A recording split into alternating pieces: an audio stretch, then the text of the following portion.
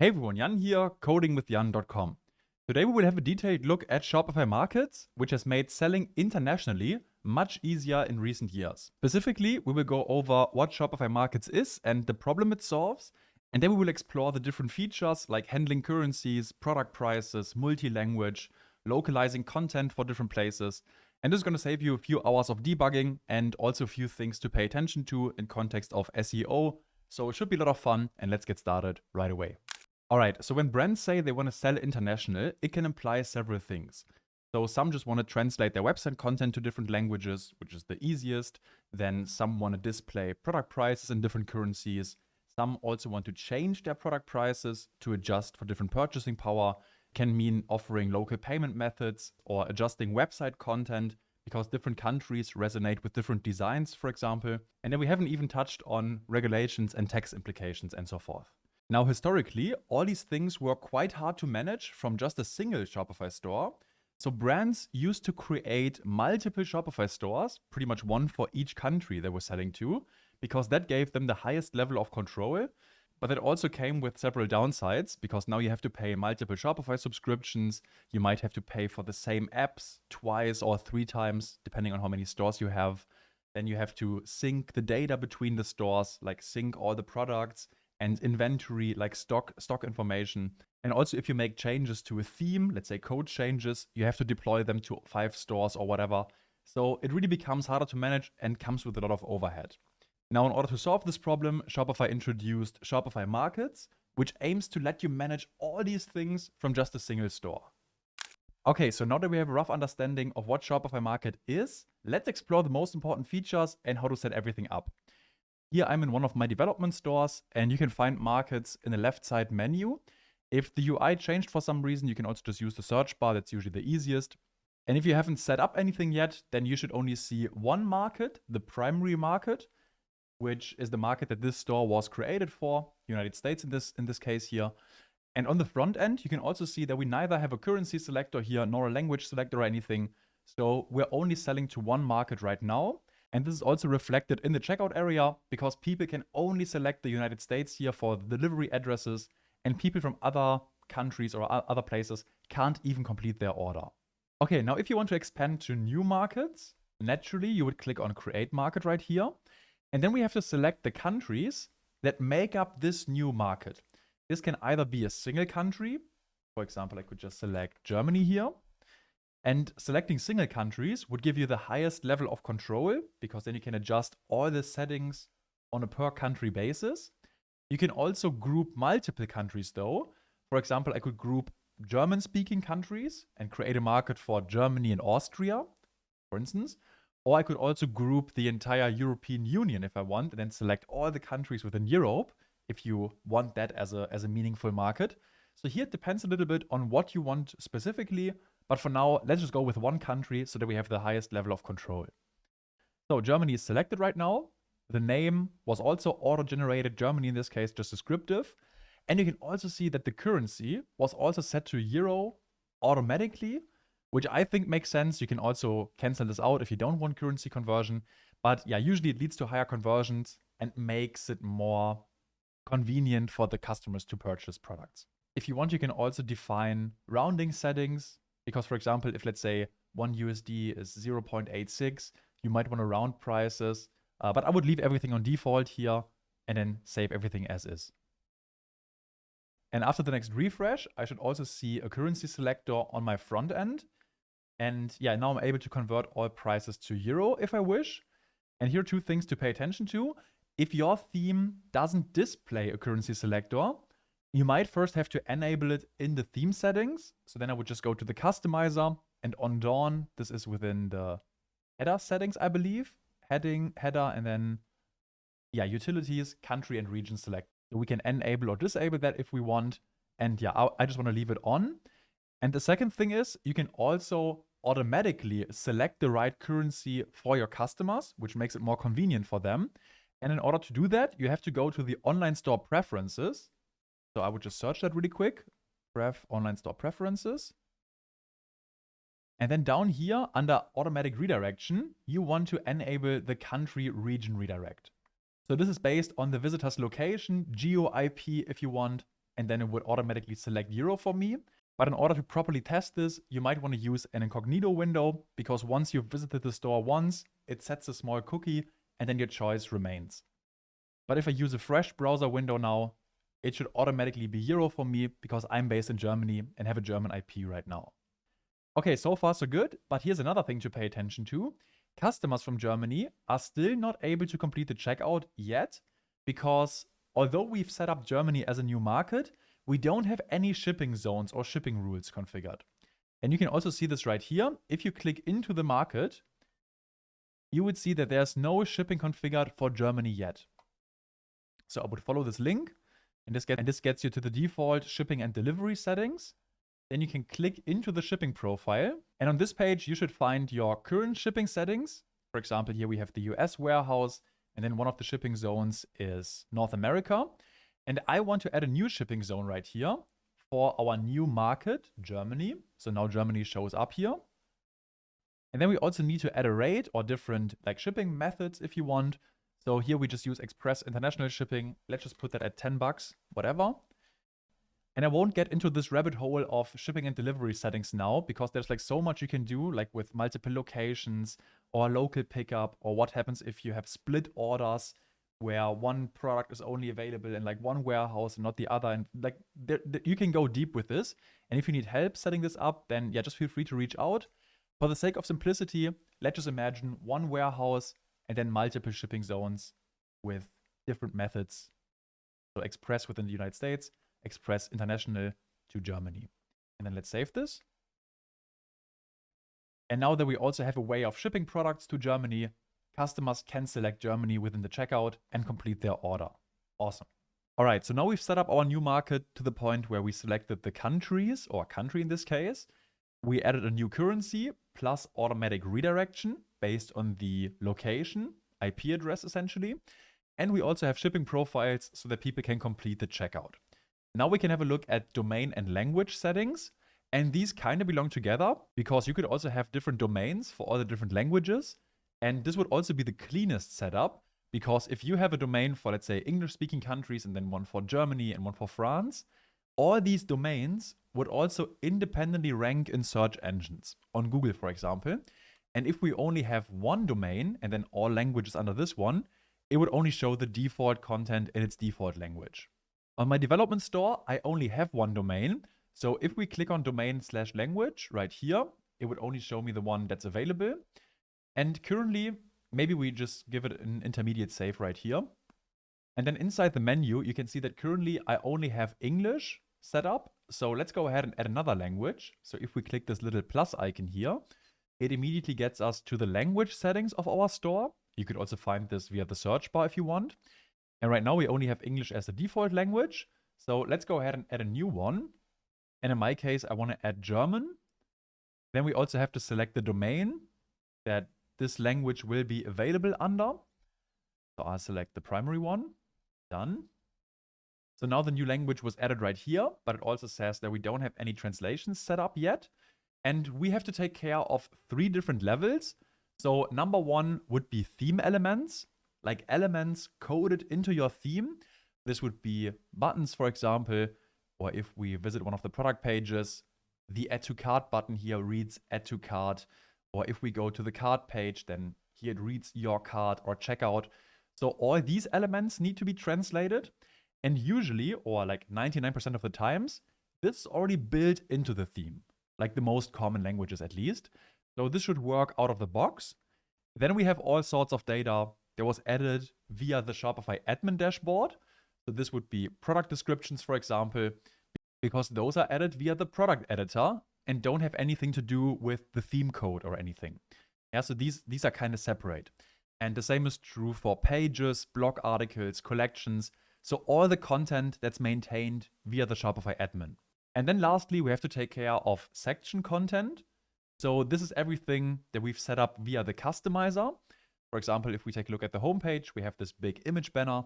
And this content here lives in the section settings. So these need to be translated as well. Also, one important side note, when we get to translating section content, it's not just limited to text, because we will also be able to translate images Yeah, so basically put another image for a different language.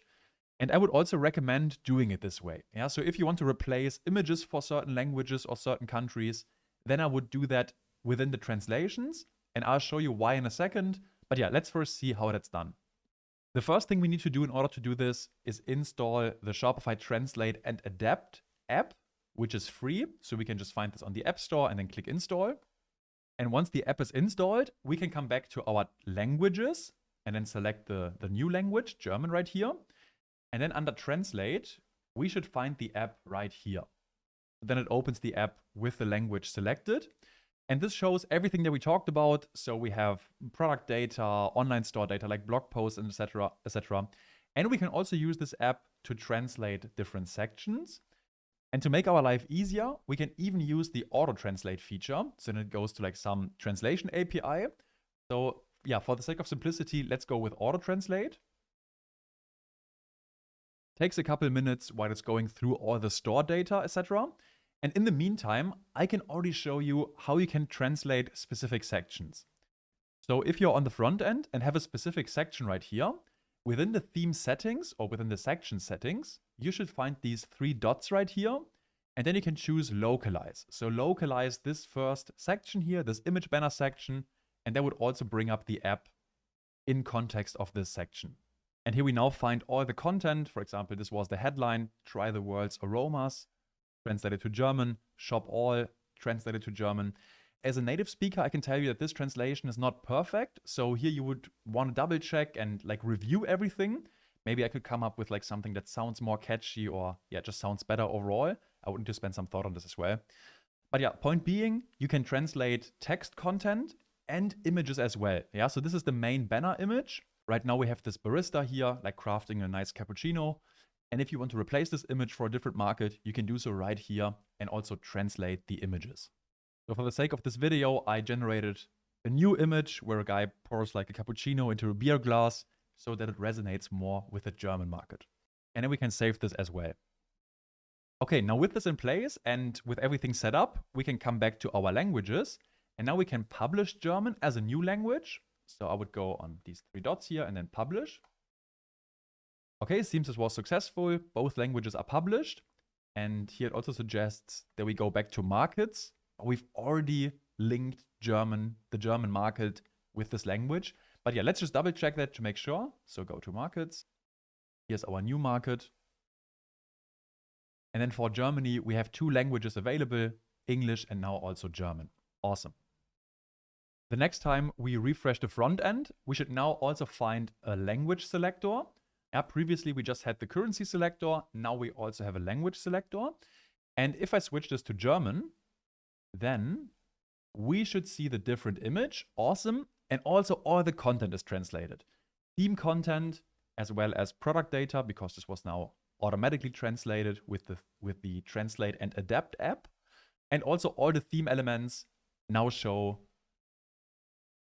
German text pretty much. Okay, so far so good. Now we can change the currency, we can change the language. Awesome. And similarly to how we had an automatic redirect for the currency, we can set up something for the language as well. So let me show you that really quick. If you come back to online store preferences, you can just search that in the search bar or here under online store preferences. We can come back to the section where it reads automatic redirection, where we already enabled the country redirect. We can also enable the automatic language redirect. And here it's important to note that the currency is always changed based on the location, so IP address, and the language is based on the system settings. So my browser in that case, or the user's computer if you want. So the language that the user is currently using. And yeah, while testing, this drove me crazy because I thought it was both based on IP and then things didn't work and it was just a mess. And I mean, they also state this right here, like it matches the visitor's browser, but who reads the fine print, right? So yeah, just know this is based on IP address and language is based on browser settings. But yeah, these are the most important things to know when it comes to translating content. Now, there's one last addition to this, in case you want to completely change the layout and the design. Because, for example, a website in Japan might look totally different from one in the United States. And in that case, you can just bring up the customizer, the theme customizer, and then in the top bar menu, you can select the different markets. So Germany, for example. And let's just say, for the sake of this demo here, we want to hide the blog posts and we want to hide the coffee of the month section. Then I could just go into the customizer here and then hide both. So now we only have the first two sections. And likewise, I could also go in here and tweak like any other setting. It's like a completely different set of settings for the German market now. And then let's save that. And if I refresh the front end one more time, like from my German computer with my German IP address, I should now only see the first two sections. Awesome. Noteworthy, I can still use the translations here. So I could switch back to English, and this would also change the image. It would change all the text and whatnot. But it still shows me the layout for the German market. And this is really important. And this is also why I said you have to separate like content translations, or I would recommend separating content translations with the Translate and Adapt app, and then layout translations or design changes you can do via the customizer with native Shopify markets. But I wouldn't mix the two, because otherwise it gets very confusing if you have, let's say, some translations in like Translate and Adapt, and maybe you translated like the headlines in Shopify Markets native customizer thing here, and then it's like you never know where the translations live. Yeah, so my rule of thumb would be translate all the content with the Translate and Adapt app and make design changes and layout changes using the customizer, just to stay organized. Okay, and that's pretty much all there's to say about domain and language settings and design changes that we just discussed. Okay, what else is there in Shopify Markets? You can also create different product catalogs if, let's say, certain products are only available in certain markets, or if you want to adjust product prices. This is pretty self-explanatory, so you just have to create a new catalog. The name could be whatever, in this case, the catalog for the German market. And just one thing to note, you first have to save this before you can remove or add new products. So I'll save this once. And now I can go ahead and exclude and include certain products. So let's say the Colombian and Ethiopian coffee weren't available in Germany. Then I would just select these and exclude them. In the store, I also have tons of like draft and demo products, so don't worry about that. And yeah, if you want to adjust for purchasing power or economic strength, then you can do that right here in the pricing settings. So for example, you could override all prices and decrease them by 10% or whatever you want. Or you could also override them like specifically and just enter a number here for a specific product. But yeah, I think this is self-explanatory, so we can save this as is. And then lastly, one of the last settings that we have here in Shopify Markets are taxes and duties. Also very important, at the same time quite complex. I mean, just the tax laws in Germany are quite complex, and yeah, this is an international channel, so this depends like so much on where you're based, where you sell to, what kind of products you sell. And my recommendation, especially for tax rates, is to always consult like with a legal expert or tax consultant, because they can tell you exactly how much you need to charge in which country. Shopify also has some automations in place to make your life a lot easier, which are good. But yeah, as I said, I would always recommend checking back with a legal expert, because I can't provide legal advice here. Yeah, just as a small disclaimer. Okay, then yeah, sales tax, you can set them up right here depending on your rates. You can decide whether you want duties and import taxes. Also depends. I mean, check this back with your tax consultant. I can't emphasize this enough. And then yeah, you can also decide how you want to display product prices. In certain countries, it's common that you display prices including taxes. In other places, it's recommended or common that you display them excluding prices. Or you can just leave it on dynamic. Then Shopify figures this out based on like what's common in the country the visitor is browsing from. And maybe one last piece of advice here. If you have Shopify Functions running that somehow influence product prices, let's just say you had a function that gives like 10% on every product, then you might want to double check if this interferes with how the prices are displayed, like whether taxes are included or not. We did have clients where it made a difference in the past. So yeah, just something to be aware of or to have on your radar. So yeah, and I think I cut the video right here. It's already long enough. Like we've come a long way here. We've been talking about different currencies, how to set up different languages, automatic redirects, product catalogs, briefly touched on taxes, different designs. Like there's so much you can do with Shopify Markets. So if you're still running on a multi-store setup, now it's time to reconsider. And if you want to migrate to Shopify, build on this, or I would recommend building on this infrastructure right away. And yeah, if you need help, reach out, link in the description, contact form. If you want to become a Shopify developer yourself, I would also love to work together. So yeah, in either case, reach out. Let me know what you think in the comments. Hope you enjoyed and have an awesome rest of your day. I'll catch you later. Bye.